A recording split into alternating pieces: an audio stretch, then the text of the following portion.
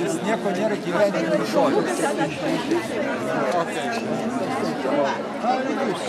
Žinoma, kad sveikas. Juozas atėjo.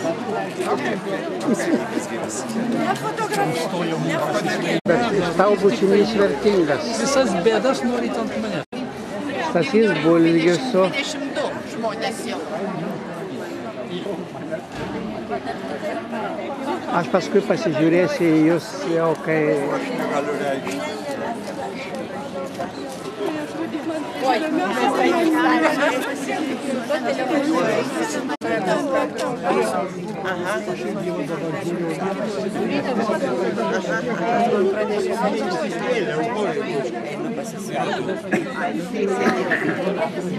O kur tai dėkis? Nežinau, turėtų būti. Čia jau nepažįsti, aišku. Mes kambarį gyvenom, bet nieko žinai, kas Nebijokit, reikia perėti fotografavimą turbūt.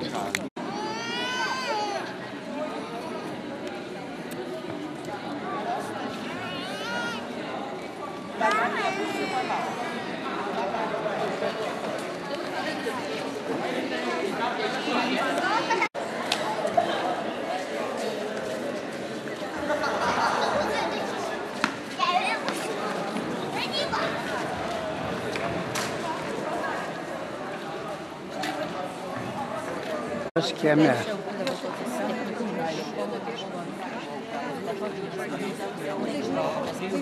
Visada buvo rami, filosofiška.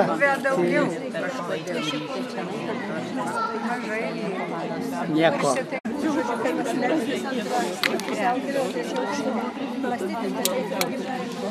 Tai jau dirbo kaip žvėriukai, dirbo labai šauniai dirbo.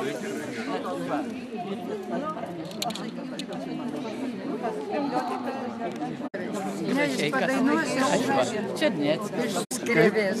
Sakau, Kostas padainuos iš smulkiausios skrėvės tautos. Vis noriu prisiminti studentišką repertuarą.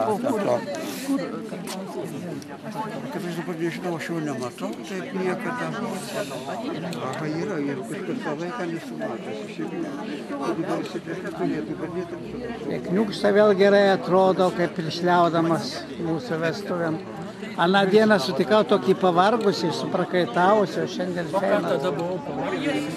Tai kur toj kryškelė? Jais kažkokie panatai tam visi atrodė pavargęs. Gauti patvirtinimą. Tai tu pati prie manęs visi kėlė. Aš vis prisimenu, kaip mes važiuodami šito aš niekad neužmiršau. Aš galvoju, kad aš 3 pavasarius tas lakštingalas klausiausi ir man taip jos nėra įstrigusios, kaip tu atvažiavus Bet tu vieną Čiurlionį vakarą gyvenai, Evandoras. Jo, Čiurlionį. Jo, maždaug žinau, va čia buvo, va čia buvo stuoka. Tomas Venclova man buvo davęs tokį grotuvą. O kur Zdanys klausė? Yra plokštelių, prašau. Kur Zdanys?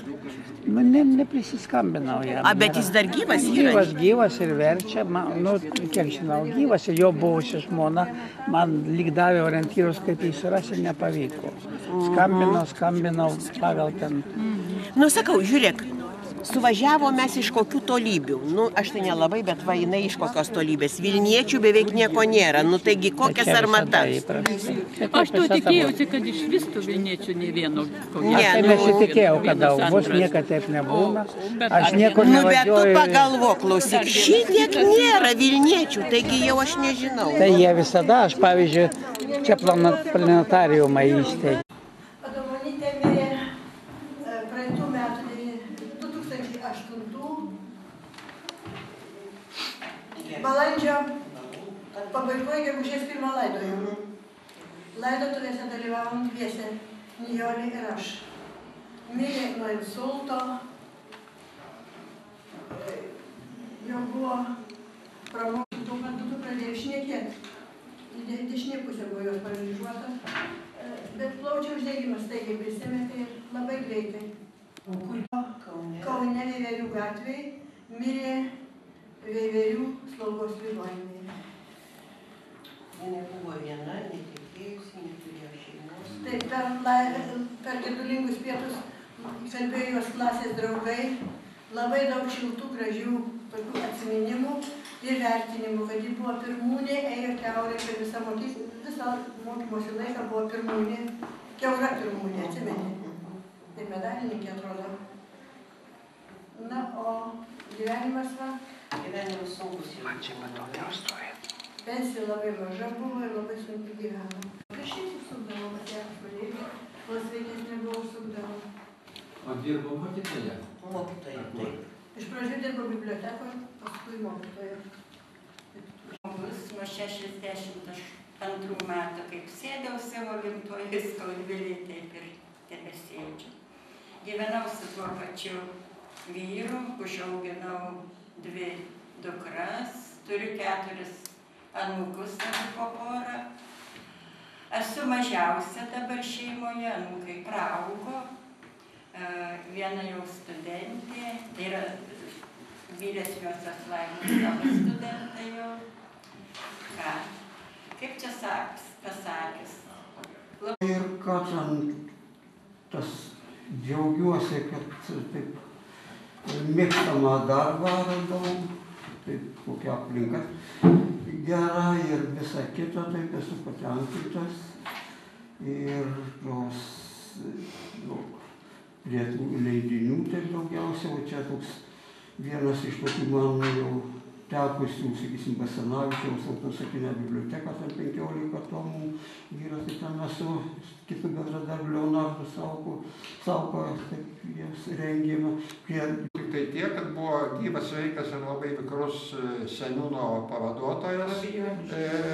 Fabijoniškis. Dažnai susitikdavau Gediminkėj prie savivaldybės, linksmai pakalbėdavom ir staiga gaunu žinią, staigi mirtis.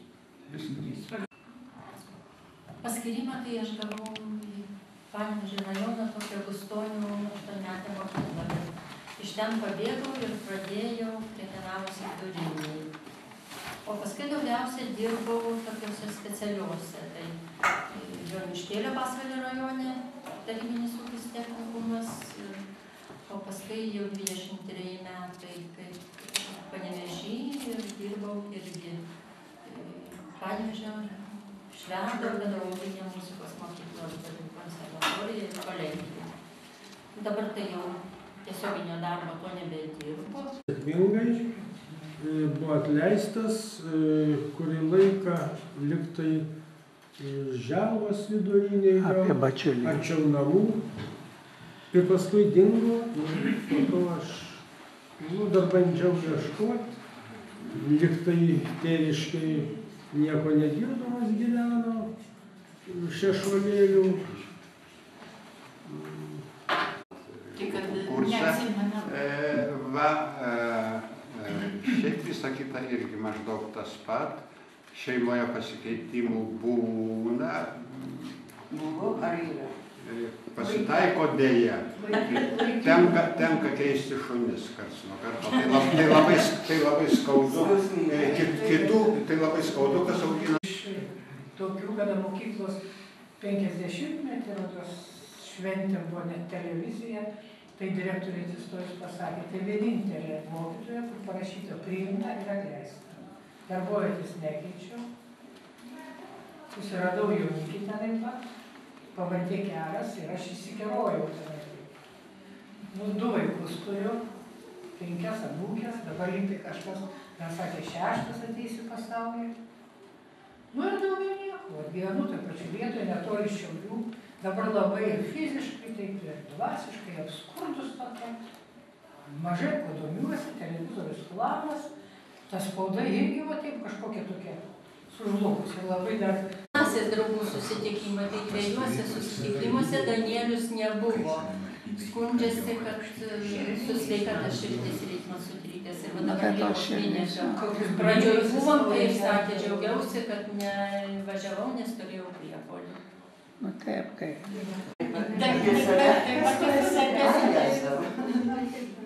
Tai va, tai taip man buvo. 59 metais, kai jūs ten visi baigėte, tiesą sakant, aš šiek tiek baigiau, Tai aš manau mokytojo darbų išsisukau, kokiu būdu tuoj pasakysiu. Aš atsiguliau į ligoninę, man atsirado kažkokius kaulo DBC, aš porą metų pabuvau toj sanatorijoje ir neteko man važiuoti į Žilinus, Daugių rajone, kur aš turėjau ten būti kultūros namų direktorė ir mokytoja aštuonmetėj mokykloj. Dirbau toj pačioj leidykloj nuo pat pirmų dienų iki kada jau suėjo teisė į poezį. Ir viskas.